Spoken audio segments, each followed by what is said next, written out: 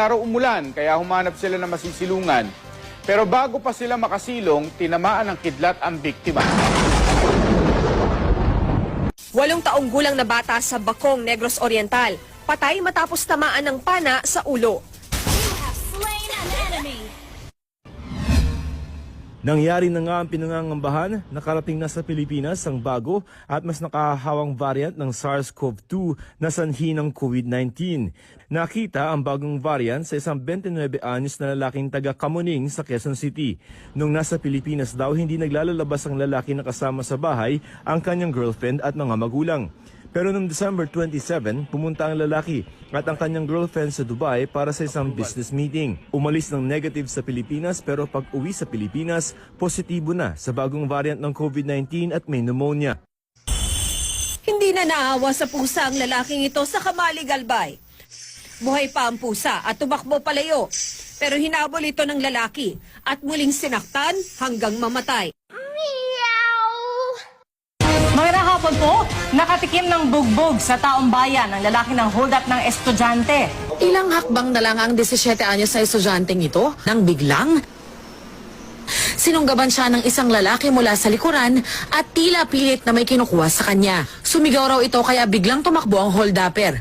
Kaya hinabol ng pulis at biktima ang lalaki.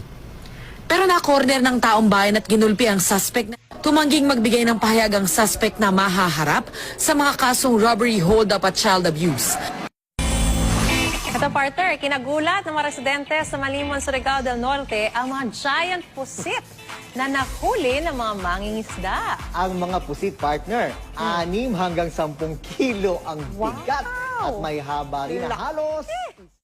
Sa Caloocan pa rin, isang lalaki armado ng patalimang nabaril at napatay matapos saksakin ng isang pulis. Saksi si Mab Gonzalez. Makikita sa CCTV na kinausap ni Anisete ang sospek habang nakatutok ang baril niya. Pero imbis na sumuko, inundayan ni alias Cesar ng saksak ang pulis. Tumama ang paa ng pulis sa nakausling bato kaya napahiga siya. Doon na siya sinaksak ng sospek ng 3 beses sa dibdib. Sinipa ng pulis ang sospek at pinaputukan. Dead on the spot ang sospek. 2 buwan matapos pakawalan, natagpo ang patay ang Philippine Eagle na si Pamana dahil sa tama ng bala. Giit ng People for the Ethical Treatment of Animals o PETA, dapat hanapin at panagutin ang namaril alinsunod sa ating batas. 9 sa 10 agilang namatay sa nakalipas na 7 taon ay dahil sa pamamaril. Ako, si Katrina Son, ang inyong saksi. Bakit umaga mga igan, nabalot po ng takot ang ilang residente sa Baybay City, Leyte dahil sa umano'y aswang sa kanilang lugar. Kwento ng isang residente, tuwing gabi ay may kumakaripas ng takbo sa kanilang mga bubungan. Nagimbal pa mga residente na matagpuan at 2 patay na kuting na may laslas sa mga leeg at tila sinipsip ang mga dugo. Umanaw na rin ang nag-viral na asong si Buboy. Nahuli kam ang pagsagasa kay Buboy ng isang kulay puting van sa tapat ng paaralan sa Mabalacat, Pampanga kung saan siya namamalagi. Nangisay ang aso sa kanahulog sa damuhan sa tabi ng kalsada.